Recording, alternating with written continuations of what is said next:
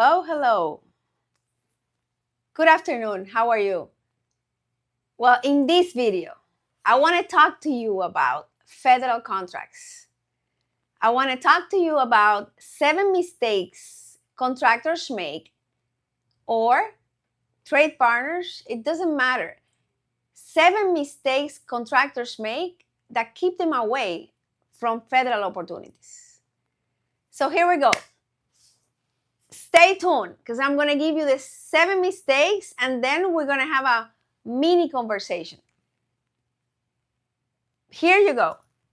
The first mistake is not researching, showing up unprepared. And I cannot tell you how much that happens. So many times I did it. We go unprepared because we don't know. So one of the things I'm doing is laying out the journey of what I did, but also an improved version of what I did because I have been learning from my mistakes. And so when you go into a federal capability briefing, a meeting to meet with a federal agency, your first opportunity to interact with someone. I don't know if it's because we're stressed. I don't know if it's because maybe we don't know the journey. But we spend most of the time talking about us. We think the job is to prove that we can do the work. And yes, it is true. But the federal government is huge. It's immense. So your goal is going to be take away their objections. They are going to have objections because they don't know you. So whatever is in their head, they are not going to tell you. They're going to ask you questions, or sometimes they don't even ask questions. They just hear you. And so you want to research the agency. Research what's their mission. What is their purpose? Why is this agency in business?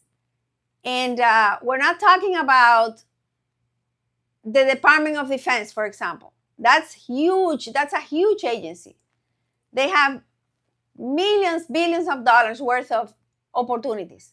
We're talking about the one that you decided to approach, and it could be from the Air Force, it could be from the Army Corps of Engineers, or it could be, there's so many under the Department of Defense. So what you want to do is understand what's the mission, the purpose, the values of that agency. You want to study them. It's like I always say, it's imagine that you're going to get married. Because I believe there's a lot of similarities in a marriage, a relationship between a contractor and a client, for a lot of reasons, because there's so many opportunities, so many blessings, but there's also an opportunity to damage the relationship. There's so much stress, so much that happens, so much coordination. The more they know about you, the better feeling they're going to have. And this is about a feeling. We go there with just a list of things of what we think they need. But remember, that's important, yes. And it has to be aligned with the mission they have, the purpose they have. And the next mistake that I want to talk about is critical as well. The next one is that we don't take the time to review the forecast. They have, because these agencies have budgets, right? They just don't decide today, I'm going to build this or the other. They have to go through a procedure. And the bigger the project, the bigger the procedure, or scrutiny, or steps to get approved, to get a project approved. It happens through a process. So when we show up there, that you understand The mission, like I said in the previous one, the vision. What's the organizational structure? You need to understand their team. They need to have a feeling that you took the time, that they are so important that among all the other things that you have to do, you took the time to study them.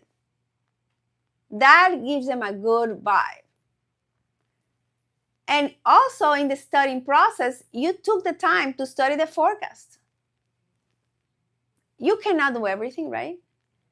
And showing up there to a meeting saying that you do everything and you're good at everything, it's not a good one either. It might be good intentions, but it gives them it gets them nervous, because there's no way we can be good at everything. There's no way, absolutely no way. And especially when we're a small business, we cannot have the expertise at every single niche there is. So take the time to understand, what are you good at? What's the niche that you are going to decide that you will align with their strategic objective, their mission, your niche, your capabilities, your competitive advantage must be aligned with what is important for them. So, look, we want to make sure that we understand who is important here. Like I said in the previous video, it's the client. They are the hero of our story, of the story that we are watching of our lives. The journey, the business journey, it's the client. And if when you take time to understand the client and really, really understand who are you going to be in business with, it pays off. Because most likely this relationship will be a long-lasting relationship. Some people go into the internet, I forget the app because what you use to find a date, right? But how much time do you invest in that? And it could be the most important thing you do in your life, or at least for a great period of your life. Well, it's the same thing in business. Your client is the most important relationship, because yes, our people is just as important, but the client defines even who do we hire, what kind of culture do we want. We want to align with them in as much as possible, even in the culture, because if the client doesn't have the culture that I want, then I'm not good for this client. It's that important. So study them, study their culture, how they behave when they're in conflict, how they behave under stress, how do they handle a contractor that is in conflict, or how do they handle that? What's accountability looking like? That is an important homework you want to do, so you can say yes, it's worth pursuing, or no. And show up there with that energy of excitement that this could be an amazing opportunity, maybe not today, but in the future. A client that you are committed to invest time and energy and longevity with. And this takes me to the next mistake. Number 4, showing up with a sales energy, selling. And what am I talking about? Sales energy is really one that feels desperate. When I started in the federal journey, when I got my 8A certification, this is at the beginning of the 2009, and the economy was getting bad before that, right?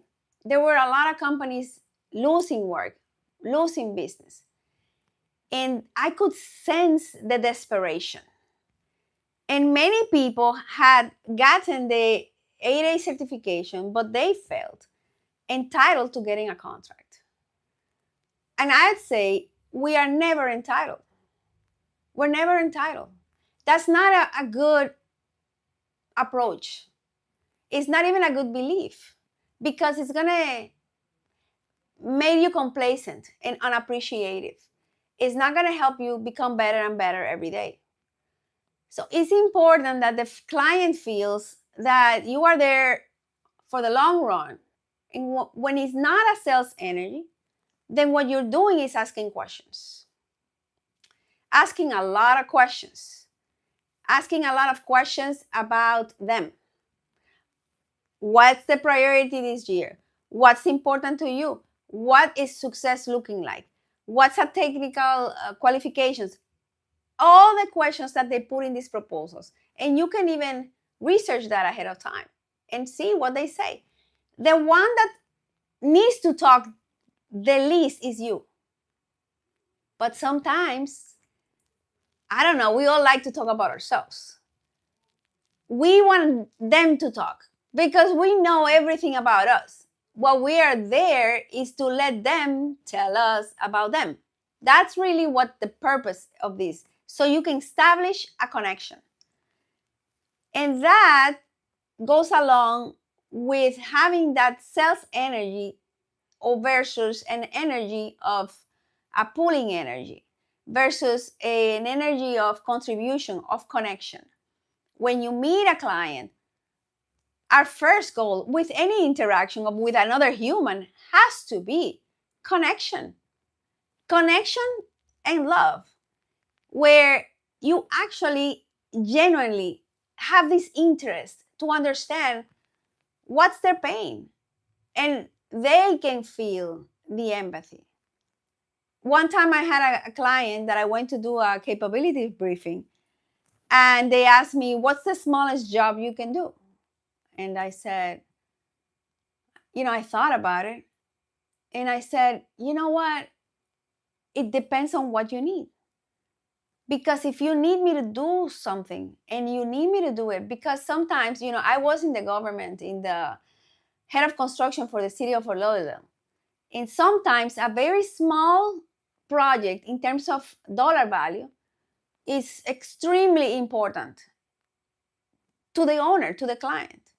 So a small contract, meaning a small contract value, could be small, but it represents huge headaches. Maybe they're not sleeping because of that. And that can happen. So for me, the criteria to select a project when I had a client, if this is the right client for me, it's more than anything, how do I serve? How do I serve?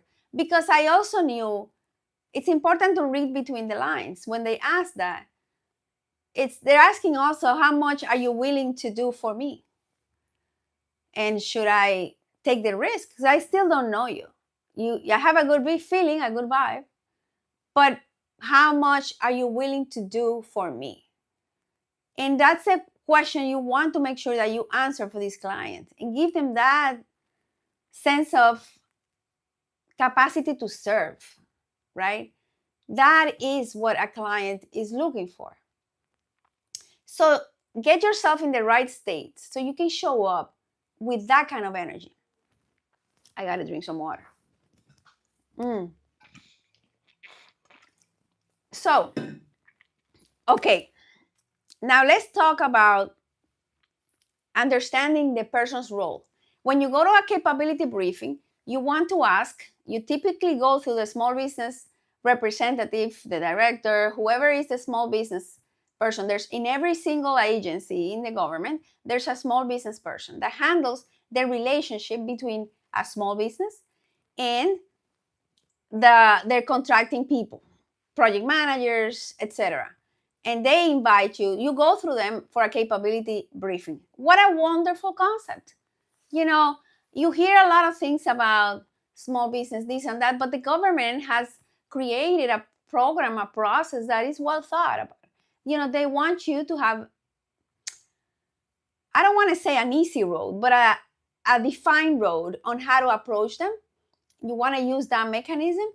So reach out to the small business person in the government and find out who's the PM, reach them through LinkedIn, go to their website. They have a ton of information. once you utilize this information, then you prepare to have your successful meeting in victory. Now, that was number 3 because I missed it. And now this one is number 4. Don't create capability briefings that are generics, like for everybody, because you don't have time. If you don't have time to handle a client as a one source, give them the importance they have, then they're gonna sense you don't have the time to execute on the projects, because not every project is the same. So it's better to decide at the beginning of the year, when you're doing your strategic meeting, how many clients do I want to approach today, this week, this year? How many capability briefings can I do? So make sure that your capability statement is not generic. And if you want a capability statement sample, give me a message. Let me know, and I will provide one for you, a template that you can use. So understand them really, really well. Don't be generic.